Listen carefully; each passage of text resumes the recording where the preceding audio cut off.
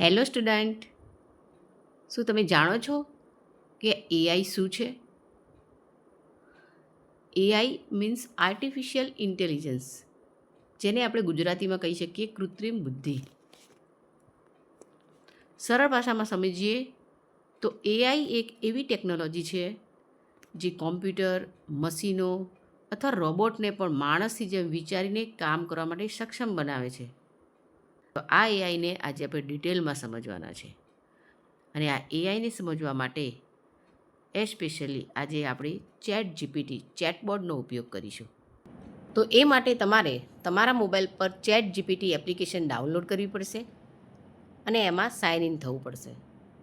જેવા તમે ChatGPT પર સાઇન ઇન થશો એટલે તમારી આગળ એટલે કે તમારા મોબાઈલમાં એક આવો ઇન્ટરફેસ દેખાશે તમને. અહીં તમે જોઈ શકો છો કે અલગ અલગ ફીચર્સ બતાવેલા છે અને શરૂઆતમાં જ તમને પ્રશ્ન પૂછવામાં આવ્યો છે કે what can I help with, હું તમને શું મદદ કરી શકું. તો આપણે જોઈએ તો નીચે લખ્યું છે કે આ અહીં તમારે તમારો કોઈ પણ એક ક્વેશ્ચન લખવાનો છે, એટલે કે તમારે ChatGPTને શું પૂછવું છે એ તમે લખી શકો છો. જેમ કે આપણે એક ક્વેશ્ચન લખીએ છીએ,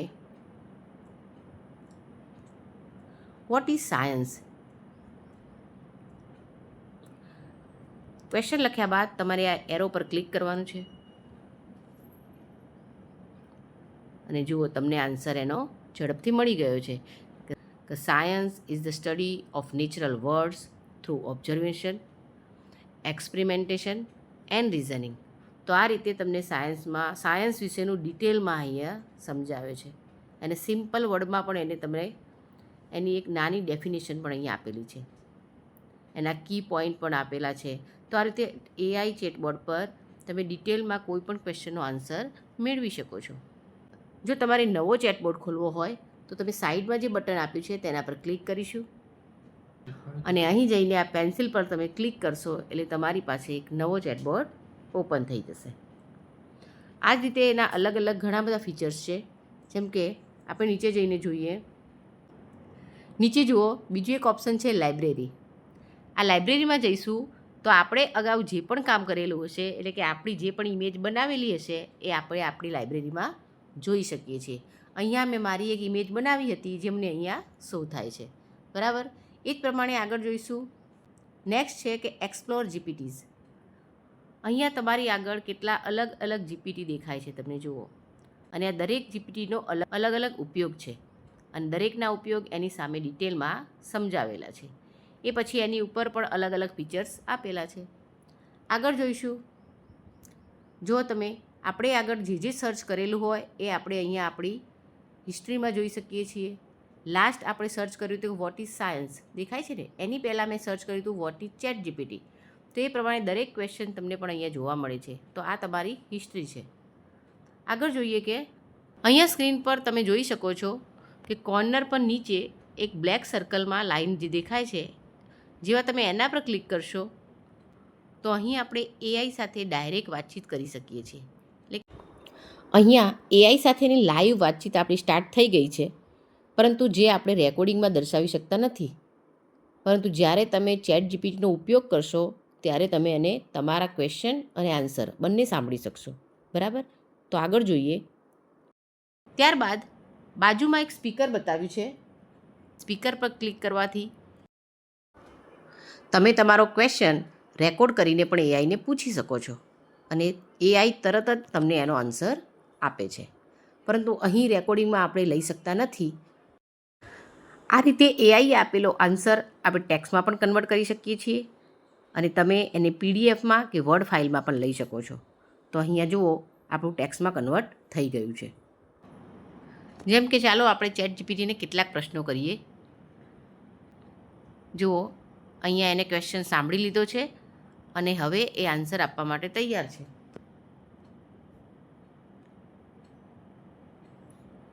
જો આવી ગયો answer. Hello, here the list of 28 Indian state.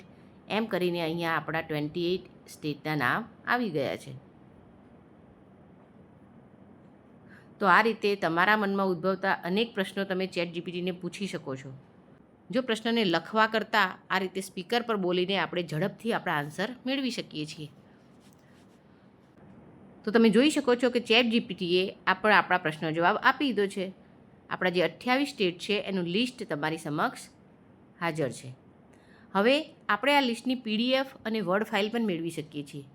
તો એના માટે આપણે કન્ટિન્યુમાં એક બીજો પ્રશ્ન એને કરીએ. હવે AI તમને પ્રશ્ન આપવા માટે તૈયાર છે. હવે AI તમને જવાબ આપી રહ્યું છે. જો વર્કિંગ લખ્યું આવ્યું છે એનો મતલબ એની પ્રોસેસ ચાલુ છે. ઓકે, જોઈ શકો છો ને તમે, અહીંયા તમારું એક વર્ડ ફાઇલ PPT પણ આવી ગઈ છે, જે તમે ડાઉનલોડ કરવાનું ઓપ્શન પણ નીચે આવી ગયું છે. હવે અહીં ડાઉનલોડ કરવાથી આપણી સમક્ષ આપણી ફાઇલ તૈયાર થાય છે.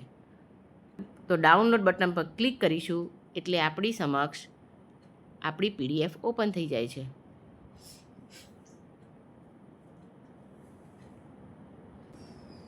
ઇન્ડિયન સ્ટેટ, ઓકે, અહીંયા આપણી PPT તૈયાર છે, જે આપણને ચેટ જીપીટીએ ખૂબ જ ઝડપથી તૈયાર કરી આપી છે. તો આ જ રીતે આપણે દરેક માહિતીને વર્ડ ફાઇલ તેમજ PPT સ્વરૂપમાં ઝડપથી ચેટ જીપીટી પાસેથી મેળવી શકીએ છીએ. હવે આગળ જોઈએ, આપણે એક નવો પ્રશ્ન પૂછીશું. અહીંયા AI આન્સર માટે તૈયાર છે અને આન્સર તમારી સમક્ષ રેડી થઈ ગયો છે. N animal is a living Bing that, તો અહીંયા એને કમ્પ્લીટલી ડિટેલમાં એનિમલની ડેફિનેશન સાથે તમને સમજાવ્યું છે. તો આ રીતે AI એટલે કે ચેટ જીપીટી એ તમને ઝડપથી અને સરળતાથી આન્સર આપી દે છે. AIની મર્યાદા એટલી જ છે કે AI એક મશીન છે, પ્રોગ્રામ છે, તેમાં ભાવનાઓ હોતી નથી. તે માત્ર ડેટા પરથી જ શીખી શકે છે અને તેથી જ અમુક વખતે તે ભૂલ પણ કરી શકે છે. તો અહીં આજે આપણે ચેટ જીપીટી વિશે સંપૂર્ણ માહિતી મેળવી છે. હજુ વધુ ડિટેલમાં આપણે આપણા નેક્સ્ટ વિડીયોમાં જોઈશું. નમસ્કાર.